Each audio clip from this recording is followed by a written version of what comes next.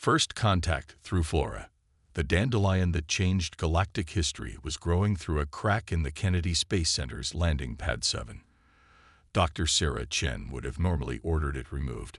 Vegetation near landing zones was strictly against protocol. But today's emergency had pushed such mundane concerns far from her mind. "They're requesting you specifically, Dr. Chen," Director Matthews said, his usually composed voice tight with tension. "The Veldari ambassador refuses to exit their ship until they speak with Earth's leading xenobotanist." Sarah pulled her gaze from the tablet displaying the massive crystalline vessel hovering above them. "That makes no sense, James. We've had exactly zero botanical contact with the Veldari. They're silicon-based life forms. What could they possibly want with a plant scientist?" The answer came in the form of a shimmering field that materialized around the landing pad. Inside it, the air shifted to a peculiar purple hue, presumably an atmosphere more suitable for their visitors. The crystalline ship descended with impossible grace, its faceted surface refracting the Florida sunlight into dancing rainbows across the concrete. When the Veldari emerged, Sarah's scientific mind struggled to categorize what she was seeing. They were roughly humanoid, but their bodies appeared to be composed of interconnected geometric shapes that shifted and realigned with each movement. Their surface caught the light like finely cut diamonds, but with an internal bioluminescence that pulsed in patterns she suspected carried meaning. The tallest of the three beings approached her, its crystalline form reconfiguring itself into what seemed to be a formal posture. "Dr. Sarah Chen," it said, its voice emerging from a small translator device. "I am First Resonator Vextil. We have traveled 17 light years because our long-range sensors detected something impossible on your world." Sarah glanced at Matthews, who looked equally puzzled. "I'm honored, First Resonator, but I'm not sure how I can help. My expertise is in Earth botany and its potential applications for terraforming.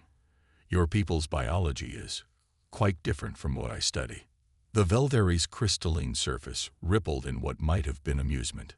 "Different, yes, yet our sensors detected something that should not exist. A natural quantum computational network spanning your entire planet.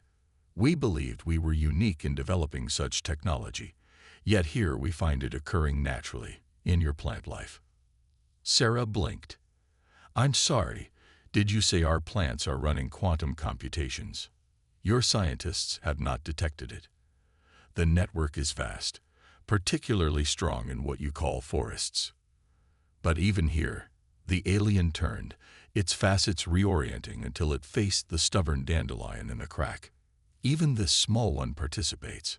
The revelation hit Sarah like a thunderbolt. The mycorrhizal networks, the so-called wood wide web that connected plants through fungal threads. Scientists had known for decades that plants use these connections to share resources and information, but quantum computing. "The fungal networks," she breathed. "You're saying they're not just communication channels, they're actually processing information at a quantum level." "Precisely." Vextil's surface pulsed with rapid patterns of light. "Our civilization achieved quantum computing by growing crystalline networks. It took us millennia. Yet your planet evolved it naturally, through the cooperation of multiple species. This is," the translator crackled, searching for the right word, "revolutionary." Sarah's mind raced with the implications. No wonder the Veldari had sought out a botanist.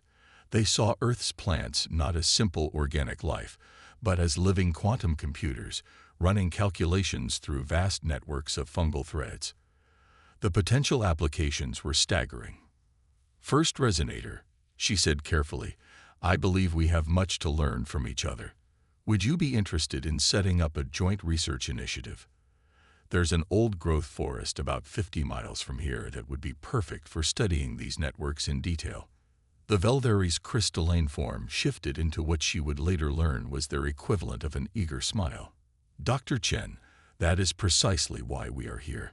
Your planet has achieved something our greatest scientists thought impossible. We offer an exchange, our quantum expertise for access to study your natural networks." As Sarah led the aliens toward the research facility, She couldn't help but smile at the dandelion that had witnessed this historic moment. Humanity's first major galactic trade agreement wouldn't be based on technology, culture, or resources, but on the humble fungal networks that connected Earth's plant life. Sometimes, she reflected, the most profound discoveries were literally growing in the cracks beneath your feet. Director Matthews fell into step beside her. "Dr. Chen," he whispered, "did we just become the galaxy's leading experts in quantum computing because of some mushrooms?" "No, James," she replied, watching the Veldari's crystalline forms shimmer with excitement as they passed through the botanical gardens. "We just became experts because we were smart enough to let nature do the hard work for us. Now we just have to figure out what it's been computing all this time. And if we don't like the answer." Sarah thought of the dandelion, pushing through concrete to reach the sun, participating in an invisible network of quantum calculations beyond human comprehension. "Then we'll do what humanity does best: adapt, learn, and find a way to make it work for us.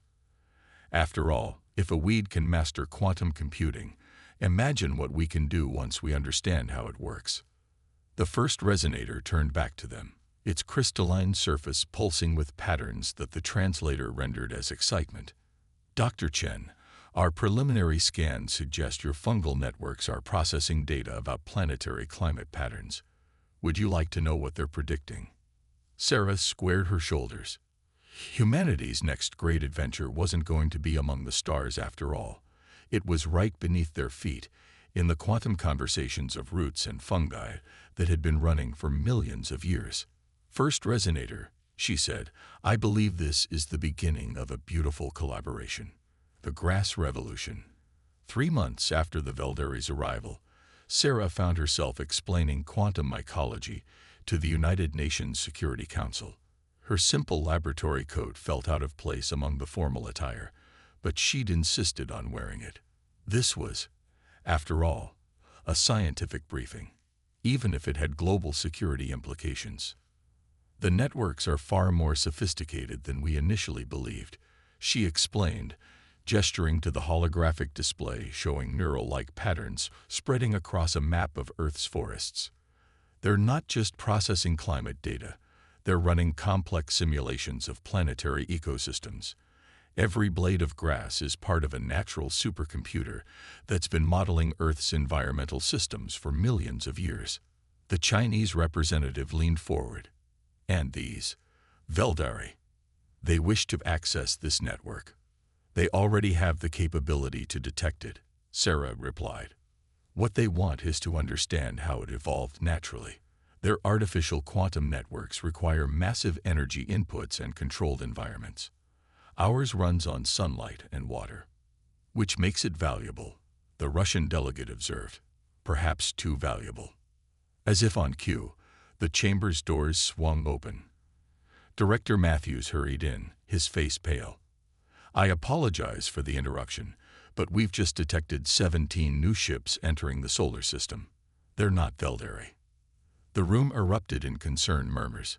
Sarah felt her stomach tighten. She'd feared this might happen once word got out. "Species identification," the American representative demanded. "Multiple races," Matthews replied. "The Sterale, the Meridian Collective, even the Helios Concordat. All of them major players in galactic politics. All of them suddenly very interested in Earth's plant life." Sarah stepped forward. "This is exactly what we need to prepare for. The Veldari's presence here wasn't going to stay secret forever. Earth just became the galaxy's most interesting botanical garden, and everyone wants access. Then we deny them," the Russian delegate declared. "This is a planetary security issue." "With respect," Sarah countered, "that would be a massive mistake. We have something unique, something that could revolutionize quantum computing across the galaxy. But we need their expertise to fully understand it. This isn't a threat. It's an opportunity." She pulled up new data on the holographic display. "Readings from the joint research with the Veldari. Look at what we've learned in just 3 months. The fungal networks aren't just modeling Earth's climate. They're actively working to stabilize it. Every forest is part of a planetary regulatory system that's been running longer than our species has existed. The applications for terraforming alone are staggering. The Secretary General spoke for the first time. What do you propose, Dr. Chen? We establish Earth as an open research center, but with strict controls. We're sitting on the galaxy's only natural quantum computing network. Instead of hiding it away, we use it to establish ourselves as leaders in an entirely new field of science. We can set the standards, write the protocols, and ensure humanity benefits from every discovery made here. She gestured to the live feed showing the alien ships approaching Earth orbit. Those aren't invasion fleets. They're research vessels. Every major spacefaring civilization just realized that the solution to their quantum computing challenges might be growing in their own backyards if they can figure out how Earth did it first. And the Veldari, the Chinese representative asked. They had first contact. They will want preferential treatment. Actually, Sarah smiled. They've already proposed establishing a Galactic Botanical Research Institute here on Earth. They want to invite other species to join the research effort, under Earth's supervision, of course. They understand that the more minds we have working on this, the faster we'll unlock its potential. The American representative frowned. This seems too easy. Why would advanced civilizations accept Earth's leadership in this? Because we're not just offering access to the network, we're offering our expertise in managing it. Humanity has been cultivating plants for over 10,000 years. We understand terrestrial ecosystems better than any spacefaring species. They might have faster-than-light travel, but we know how to grow things. The Secretary General nodded slowly. You're suggesting we position Earth as, what? The galaxy's master gardeners. I'm suggesting we position Earth as what it is, the only planet known to have evolved natural quantum computing networks, managed by the species that's been studying and cultivating those networks since before they invented writing. We don't need to be hostile or defensive. We just need to be confident in our unique expertise. As if to emphasize her point, a new alert flashed across the holographic display. More ships were arriving. Diplomatic vessels now, their signatures matching known galactic governmental bodies. The revolution isn't coming, Sarah said quietly.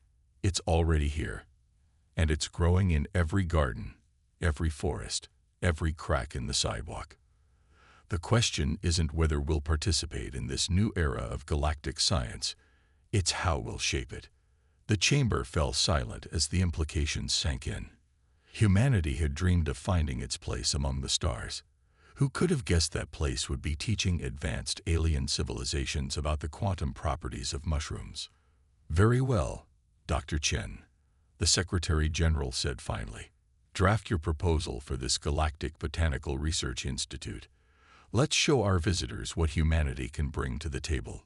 Sarah glanced at the small pot of grass sitting on the windowsill, her own private reminder of the extraordinary computing power humming away in every root and fungal thread. Oh, we'll show them much more than that, she smiled. We're about to change how the entire galaxy thinks about computing, climate control, and planetary engineering. And we'll do it with the tools we've been developing since we first learned to plant seeds. The grass in the pot swayed slightly in the air conditioning, its leaves conducting tiny amounts of sunlight to the vast quantum network below. One small note in a computational symphony that humanity was only beginning to understand. Seeds of change. 1 year into Earth's new role as the galaxy's botanical research hub, Sarah found herself standing on a world that had never known life. The red dust of Mars swirled around her environmental suit as she knelt to plant the first seed. Recording commenced, her AI assistant noted. Test subject Alpha 1. Modified terrestrial dandelion, enhanced with Veldari crystalline structures and sterile bioconductors. Behind her, a mixed team of human and alien scientists watched through the dome's transparent walls.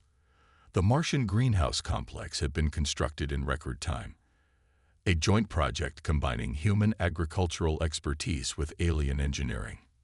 Deploying mycorrhizal network initiator, Sarah announced, injecting the specially prepared fungal spores into the Martian soil. The mixture had been engineered to create quantum-capable networks in the most hostile environments. If it worked here, it could work anywhere.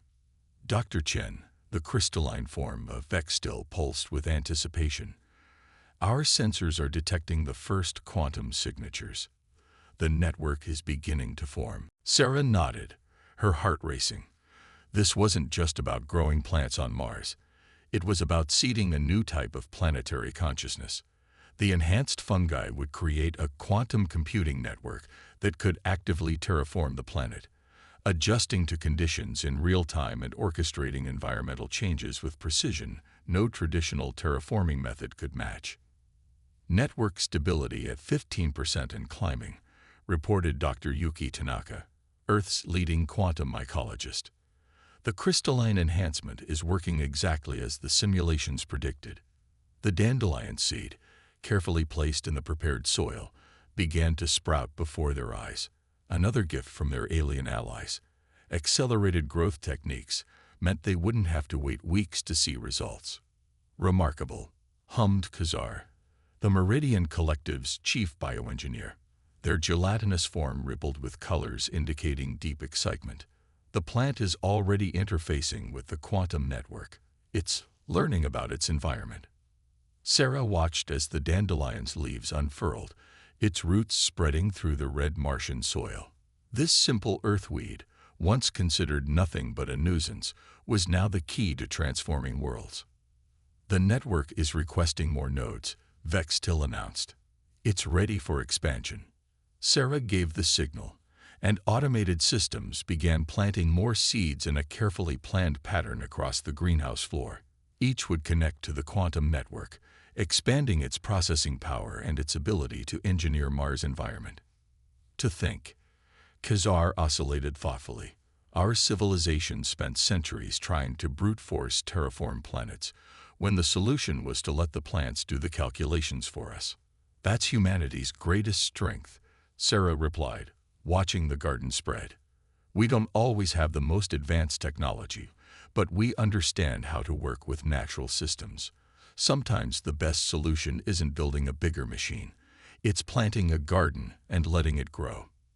The next few hours were a blur of activity as they monitored the expanding network. The plants were doing more than just growing. They were building a living quantum computer that would eventually span the entire planet, continuously calculating and adjusting the conditions needed for terraforming. Network stability now at 85%, Yuki announced. The fungal threads are extending beyond the greenhouse perimeter, exactly as planned. First atmospheric analysis calculations are beginning. Sarah checked the readings on her tablet. The quantum network was already processing more data about Mars' environment than all their traditional sensors combined. It was testing soil chemistry, analyzing atmospheric composition, and calculating the most efficient path to transformation, all through the simple interaction of roots and fungi. Dr. Chen, Vextil's crystalline surface pulsed with what she had learned to recognize as excitement. The network has just proposed its first major terraforming action. It's elegant, far more efficient than anything our computers predicted. The plan flowing across their screens was beautiful in its simplicity. The network had calculated precise locations for expanding the greenhouse system, each position chosen to maximize atmospheric transformation with minimal resource input. It was environmental engineering on a planetary scale, orchestrated by plants. Well, Sarah smiled beneath her helmet. Shall we give our gardeners what they're asking for? The response was unanimous. Within hours, construction drones were deploying new greenhouse modules according to the network's calculations. The quantum mycological network would grow with them, spreading its computational power across Mars one root system at a time. You know what this means, Yuki said quietly as they watched the work unfold. Once this proves successful, every dead world in the galaxy becomes a potential garden. Sarah finished, and humanity becomes the galaxy's master gardeners. Not bad for a species that just figured out space travel.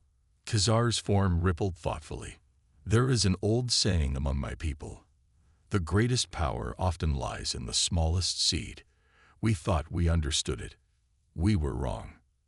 Sarah watched as more dandelions sprouted across the Martian soil, each one adding its quantum processing power to the network that would one day transform this dead world into a living one.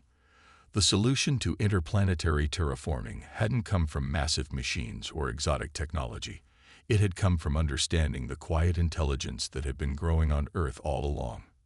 The seeds of change, she murmured, are sometimes literally seeds. Root systems. The warning came through quantum fluctuations in a patch of engineered clover on Europa. Sarah was reviewing terraforming progress on Mars when Yuki burst into her office, his usual calm shattered. "The Nexus Consortium," he gasped.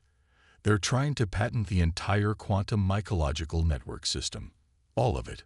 Earth's natural networks, our enhanced versions, everything."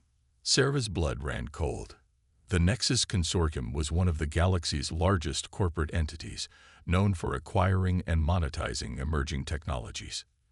"They can't," she said. "The networks are a natural phenomenon. You can't patent nature. They're claiming our modifications make it a new technology. Their lawyers are already filing with the Galactic Patent Office. If they succeed..." He didn't need to finish the sentence. Sarah turned to her quantum-linked terminal, its biological processors humming softly in their crystalline housing. "Get me Director Matthews and the Velderi ambassador. Now. And contact the Meridian Collective. We'll need their legal expertise." Within hours, Sarah found herself in an emergency session of the Galactic Botanical Research Institute's governing board. The room was a chaos of various alien physiologies, crystalline Velderi, gelatinous meridians, and representatives from a dozen other species. "The consortium's claim is based on a fundamental misunderstanding," Sarah argued, projecting data from Earth's natural networks. "The modifications we made weren't to create quantum computing. They were to help existing quantum processes adapt to new environments. The underlying technology is millions of years old. Yet your species added crystalline structures." A consortium lawyer countered, his holographic form flickering. "You combined technologies, made improvements. By galactic law, that makes it patentable." "Actually," a new voice cut in, "it doesn't." Everyone turned as Kizar flowed into the chamber, trailing diplomatic credentials. "Because humanity didn't create this technology. They discovered it. And under Article 7 of the Galactic Scientific Heritage Act, naturally evolved computational systems cannot be patented." The consortium lawyer's hologram flickered again, this time with agitation. "The Heritage Act applies to complete technologies. This was a primitive biological system that human modification made valuable." Sarah fought back a smile. They'd walked right into it. "Would you care to define primitive, counselor?" "Because Earth's natural networks have been successfully modeling planetary climate systems for millions of years. They're more efficient than any artificial quantum computer ever built. If that's primitive, I'd love to hear your definition of advanced." She gestured, and new data filled the chamber, the results from Mars. "These networks aren't just processing power. They're planetary intelligence. Living systems that can terraform worlds more efficiently than any technology or corporation has ever developed. And they evolved naturally." "The modifications," the lawyer began, but Kizar cut him off, "were designed to help the networks communicate with non-biological systems, not to create their quantum capabilities. No different from developing a translation device to speak with a newly discovered intelligent species. You cannot patent a language, counselor." The chamber erupted in discussion, various species debating in a cacophony of translated arguments. Sarah watched the consortium lawyer's hologram flicker with increasing agitation. "There's more," she said quietly, once the noise had died down. "While we've been having this discussion, Earth's natural networks have been processing the legal implications. Would you like to see their analysis?" She nodded to Yuki, who activated a new display. Complex quantum calculations resolved into clear legal arguments, each one methodically dismantling the consortium's patent claims. "The network," wrote a legal brief. The consortium lawyer's hologram actually stuttered. The network has been modeling complex systems for longer than our civilizations have existed, Sarah explained. Legal systems are just another type of pattern to analyze, and it's rather invested in its own freedom. The implications slowly rippled through the chamber. Earth's natural quantum networks weren't just tools to be used. They were active participants in their own future. I move to dismiss the patent claim, Khazar announced formally, and to establish Earth's natural quantum networks as a protected phenomenon under the Heritage Act. The vote was overwhelming. The consortium's hologram vanished without another word. Later in her office, Sarah stood at the window overlooking the Institute's experimental gardens. Patches of engineered plants glowed softly in the twilight, their quantum processes visible to the naked eye thanks to their crystalline enhancements. "We got lucky," Yuki said, joining her. "If Khazar hadn't found that clause in the Heritage Act, it wasn't luck." Sarah smiled. The network told Khazar where to look. It's been analyzing galactic law since we first connected it to our databases. We're not just protecting it. It's protecting itself. Through us. She touched the window, looking out at the garden where Earth's natural technology was helping plan the transformation of worlds. The consortium made a classic mistake. They thought they could own this because they didn't understand what it really is. They saw it as a tool, when it's actually a partnership. A partnership that's about to transform the galaxy, Yuki added. Yes, Sarah agreed, watching the quantum gardens pulse with calculations. But on nature's terms, not corporate ones. After all, you can patent a machine, but you can't patent a revolution, especially when it grows itself. Blooming Alliance. 5 years after the first contact with the Veldari, Sarah stood in the observation dome of the Galactic Botanical Research Institute's new headquarters, watching ships arrive from across the galaxy. Below Earth's surface was a tapestry of gleaming research centers interwoven with vast, engineered forests. Natural quantum computers growing alongside the artificial ones they had inspired. Final delegations arriving for the Quantum Biological Summit, her AI assistant reported. Current attendance, representatives from 173 spacefaring civilizations. Sarah nodded, her attention drawn to the latest environmental reports from Mars. The red planet was starting to show signs of blue-green at its poles, the first visible evidence that the quantum mycological networks were successfully transforming its atmosphere. Dr. Chen. First resonator Vextil's crystalline form shimmered as they approached. The Galactic Council has finished their deliberations. They're ready to announce their decision. Sarah took a deep breath. After the Nexus Consortium's failed attempt to patent the quantum networks, humanity had proposed something radical. A galactic treaty for biological computing rights. It would protect not just Earth's networks, but any similar systems discovered or developed throughout the galaxy. The summit chamber was packed with representatives from across known space. Some species she recognized, others were so alien she could barely comprehend their forms. All were here because of what had grown from a simple discovery about Earth's fungi. The council elder, a being of pure energy contained within an ancient mechanical shell, rose to address the gathering. "We have witnessed something unprecedented." Their translated voice resonated through the chamber. A planetary ecosystem that evolved natural quantum computing capabilities. But more significantly, we have witnessed how one species' understanding of their world has opened new possibilities for all of us. Holographic displays activated, showing transformed worlds across the galaxy, barren planets sprouting engineered gardens, dead moons coming alive with quantum-enhanced flora, dying worlds being restored by living computers that grew from their soil. The human approach to this discovery has been enlightening, the elder continued. Where others might have sought to control this technology, they chose to share it. Where others saw a resource to be exploited, they recognized a partner to be nurtured. They have shown us that true advancement comes not from dominating natural systems, but from learning to grow with them. Sarah felt Yuki's hand grasp hers as the elder raised their mechanical arms. Therefore, the Council officially ratifies the Treaty for Biological Computing Rights. Furthermore, we establish Earth as the permanent seat of the new Galactic Department of Quantum Botanical Sciences. The chamber erupted in a chaos of alien celebrations. Sarah felt tears in her eyes as she watched species from across the galaxy congratulating each other, their various forms of expression creating a beautiful chaos. "There's more," Vextil pulsed excitedly. "Show them, Elder." The holographic displays shifted, showing a distant star system. "We have detected what appear to be quantum biological signatures on a planet 20,000 light-years from Earth," the Elder announced. "The patterns are different from Earth's networks, but the underlying principles are the same.